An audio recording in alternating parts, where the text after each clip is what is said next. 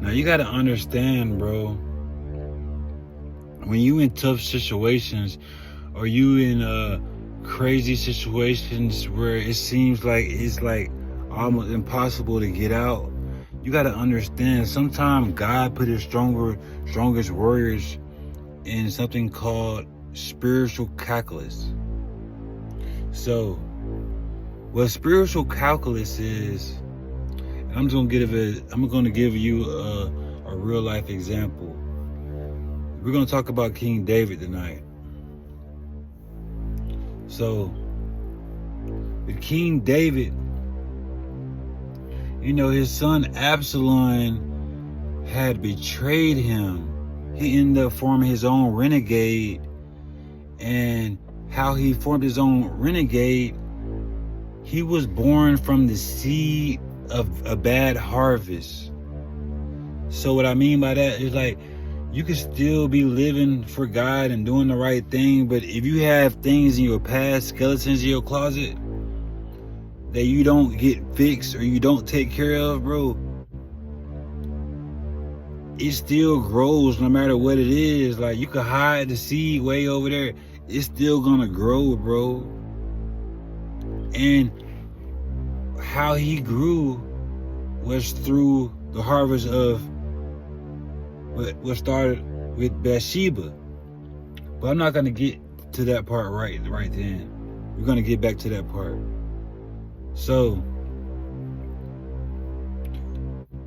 his son Absalom ended up,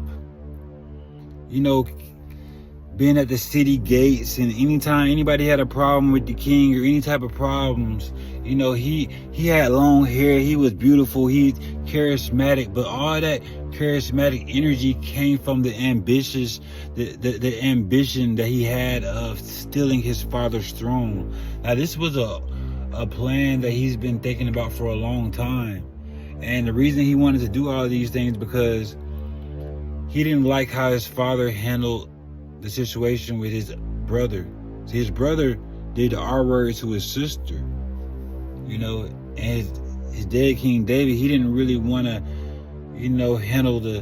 handle him properly in his brother's eyes.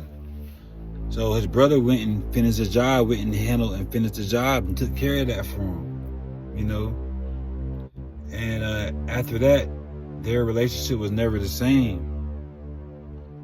So, long story short, he grew this dark, bitter,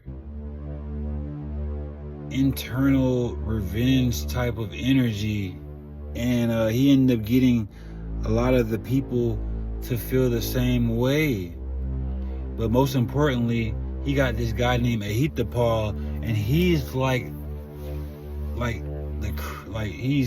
he's a straight strategy type of guy. Like, Joab was the war guy. Everybody's scared of him, but Ahithophel, he was like, they say in the scripture that everything he said was like the voice of God. Like, that's how much rank he had. Like they listened to everything he said. King David, anything he said, it was a go, and that's how it was with him. He was like the greatest prophet. Like, everything he said was on point. Let's do it. Let's go. He knows about every enemy, their strategies, how to move, how to get up on them, whatever it was. And the thing that a lot of scholars misinterpret or they overlook, that he was the grandfather of Bathsheba. You know who Bathsheba is? Bathsheba is the woman that King David committed adultery with and then put her husband on the front line and got him, taken out of here. So he despised that low key, and he kept that bitterness in. And when someone's like that, geniuses, and have bitter and disdain in their heart, they become straight dangerous. So when the Ahithophel ended up seeing King David's son, having success, he ended up joining the bandwagon, and that ended up giving King David sorrow in his heart, sadness. You know, he was weakened by that. You know, he lost his son, both sons. Basically now his daughter got the R word. It's just a lot of things happening. And you know, at the time, King David had 20,000 bodies. You know, the Lord gave him a lot of victories. So it just seemed like everything was getting worse and worse for him. Everything was getting bad and bad. He just didn't see, you know, any type of any blessings in disguise or anything. But King David was so different. This is why he had favor from the Lord. See, the Lord put him through something called spiritual calculus. And this is how he put him through the spiritual calculus. They was going looking for Absalom, who was his son, and they ended up finding a guy, and he ended up saying, he ended up throwing rocks at King David, ended up yelling and cussing at him, cussing bad at him, you know. And like I said, King David had over 20,000 bodies off a sword. It's the same guy that killed Goliath, you know. So they were trying to pick on him and emulate him and everything like that. And his goons are with him, his soldiers are with him. And he was like, hey man, I can go pop this dude's head off right now. Let me go do it. And King David used the calculus. He used the spiritual calculus to determine the situation that was happening. So what he did was, he thought to himself like, hey, if the Lord must allow him to say this. The Lord had to allow him to say this, because if he knows who I am and knows what I would do to him and still talking like this, talking crazy to me, the Lord must be allowing this. So that means I must humble myself. So David surrendered. He set up, surrendered, walked away. And then he prayed for foolishness to happen to his enemy, because Ahithophel knew King David like the back of his hand. He was so close to God too. So Ahithophel, he had so much power. He knew everything. And that's why King David prayed for these men to become foolish. Because his son had his brain with him, and that was Ahithophel. That's how crucial Ahithophel was. Ahithophel was so crucial that, and let me tell you how it works, how God answered his prayer. This is how he answered the spiritual calculus. This is how you know that King David ended up getting the equation right.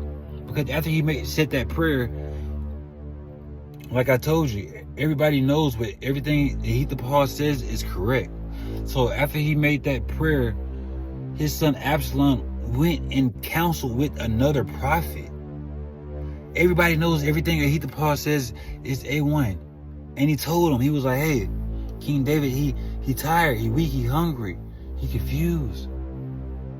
You know, if we get him right now, he's done for. We go find him. I got 20, you know, I got 10 of my best men, 10,000 of my best men. We go get him right now. He's done for. The other prophet was working for King David, ran from the mountains just to go talk to Absalom. And then he ended up giving him, deceived him. But the lie was so beautiful, it sounded good. He told him, now you know King David, you know he's veteran, you know he's seasoned. You should just wait to go get him. If you get him now, he's ready and he's with all his men. Matter of fact, he's not even with his men. That's how seasoned he is. He's not even with his men. Because he ended up telling the other prophet the truth. And then he ended up running back and telling King David, and King David was able to maneuver, decepted it, you know. So what ended up happening is Ahithophel, he seen that he wasn't going out with his plan. So what did he do?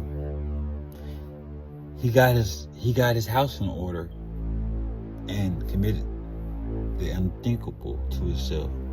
Because he already knew that if he didn't go with his plan right then and there, that he was going to regain, that means he must have regained favor back from the Lord. And if he can't be favor back from the Lord, that means that that renegade was going to be over with, crossed out, done for. So with that being said, bro, you have to understand when you're under spiritual calculus, when God is putting you through an equation of spiritual calculus, because after that, King David blessings were piled up to this. That's when the Holy One came in his lineage. That's when God gave all these promises to King David. That's when the full breakthrough of his whole life, the legacy came through after he passed that spiritual calculus. Hey man, you know, I had to switch it up one time, man. Y'all keep following the inner star in you, the inner compass, man. You know, stay wisdom, power. That's an owl. You know, let's get it, man.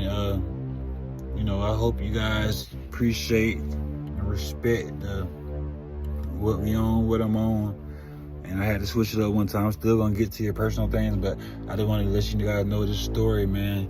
And maybe you guys can relate. Maybe you guys, you know, didn't understand it like that. But every now and then I'm just gonna hit y'all with a little story, man, just to keep y'all mind on some other things, man, instead of just with your mind on sometimes. All right, man. Love y'all, man. Peace. I've had my eyes on you, and I do not like what I see.